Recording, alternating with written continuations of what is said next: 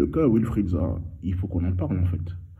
À un moment donné, qu'il ne soit pas là, pour moi, c'est pas une grande perte.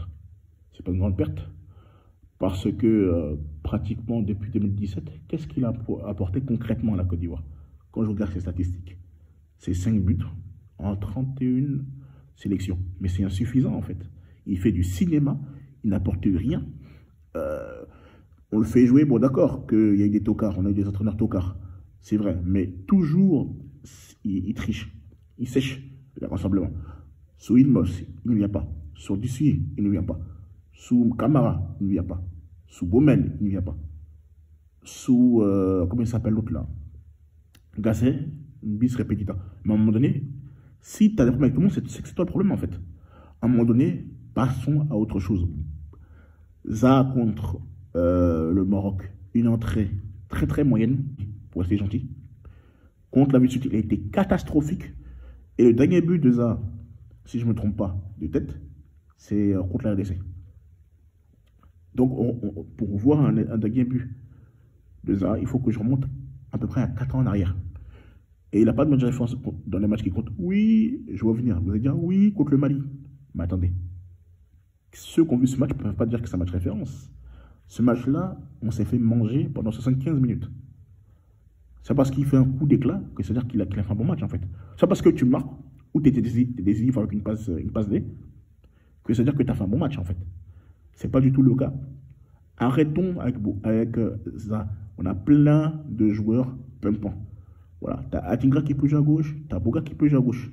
Voilà. Pour moi, si ce n'est qu'à moi, là, lui, je ne le prends plus jamais en sélection. C'est un binational refoulé. Il fait du choix par défaut. Contre l'Angleterre, il a simulé une blessure. À chaque fois, il est blessé. Et après, le week-end qui suit, on le voyait à Crystal Palace faire ses meilleurs matchs.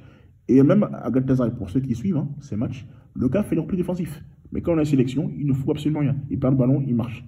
Il a juste stéréotypé, il joue sur place, il ralentit le jeu. La finition, elle est catastrophique.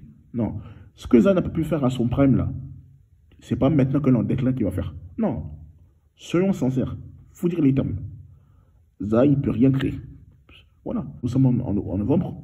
C'est son anniversaire, donc il ne veut pas venir. C'est tout. Clair. Il veut faire le payer avec sa femme, ses proches. C'est tout. C'est pour ça qu'il ne veut pas venir. Zaha, là, c'est très rare de le voir jouer en Afrique. Remarquez les éditeurs. Quand il est trop content, il vient peut-être les 2 matchs sur 6, que ce soit éliminatoire de Cannes ou qualification pour la Coupe du Monde. Il n'en a rien à cirer. Pourquoi même jouer la Cannes avec lui en fait? Il ne mérite pas. Moi, c'est moi là. Je ne parle même pas beaucoup. Lui, je le carte. Tranquille. Parce qu'on ne va pas passer notre temps à forcer. Il n'apporte rien. Depuis 6 ans qu'il est en sélection, le seul match que vous allez venir me dire, c'est un match qui date de 4 ans. Mais c'est-à-dire qu'il est nul en fait. Ça prouve encore qu'il est encore nul. Il est très nul, ce gars.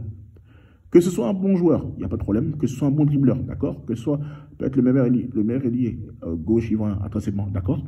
Mais il est nul en sélection. Il faut dire cette vérité. À un moment donné, ça suffit. On n'en peut plus. Passons à autre chose. Il n'est pas le seul qui sait jouer au ballon en Côte d'Ivoire.